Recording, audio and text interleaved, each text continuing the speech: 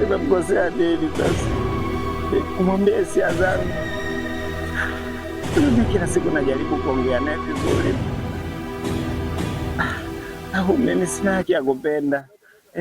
Haya mapenzi yanavyonikata, nafsi kukunda ila moyo unachaka. Eti mapenzi hayachagui superstar, uwe tajiri ama unauza mkaa. Moyo wangu mbona unaupa mzigo, ni kila muda unadunda tu, ulimbo wako unaofa. Wanosema mapenzi ni kama safari, mbona yangu imekuwa ngumu kufika. Yani zangu tenzi zimeshakuwa hari, wangu mpenzi ndo anenifirisha. Kuna muda na mumbaga samani, hata kama kosa ni bora kama na mimi ningekuwa katika style yako wewe. Yani natamani kwamba na mimi ningekuwa nalewa kama wewe. Ningekuwa sina hizi changamoto ambazo napitia.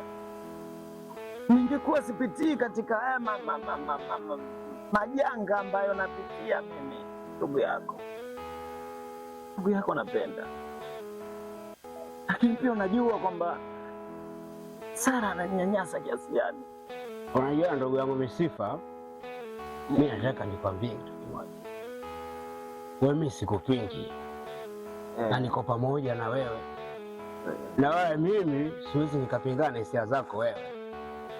Sasa Misifa, najua wewe ni jinsi gani unavyompenda Sara sana, yani sana ndugu yangu. Basi leo hii mimi nataka nikushauri kabisa, nataka nikushauri kitu usichokijua Misifa. Sara yule hakupendi kabisa, hakupendi tena. Kitu siko ngoja kwanza, siwezi kukupa moyo kwa kitu cha ushezi kama hiki hapa.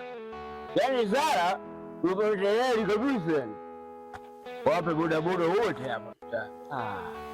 Sasa ndugu yangu mshamba wewe. Sasa hakuna njia yoyote labda hapa? Hakuna njia nyingine zaidi ya kuwa mrefu kama mimi kabisa. Unaniuza mimi sikuuzi. Tofauti na hapo mzee, mapenzi atakuwa na wewe Misifa. Wewe ni mtoto wa baba mmoja.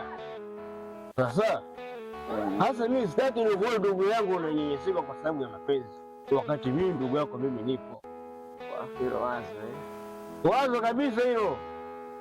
Tena hilo ndio ni muhimu ulizingatia sana. Mimi sijui kama nitamsahau Sara ndugu yangu. Yani kifupi kwamba mimi Sara nampenda sana. Fikiria kabisa, ukiingia kwenye chama langu mimi utofikiria Sara wala utofikiria shida zozote. Misifa, kitu ambacho sisi tukijua dawa yake ni kunywa pombe. Yani hakuna dawa nyingine. Yani hapa lazima ujiunge kwenye chama langu mimi hapa. Ukiingia kwenye chama langu mimi hapa, unafikiria pesa, mambo ya mapenzi kule. Yani ukiwa na kunywa tu mawazo yote yanaenda kule. Kabisa, nakwambia kabisa. Hapo shika buku hii hapa.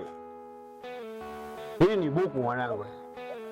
Buku hii hapa hii unapata kibompoi cha buku. Sawa, shika. Pokea hela mpaka nikutupie mwanangu.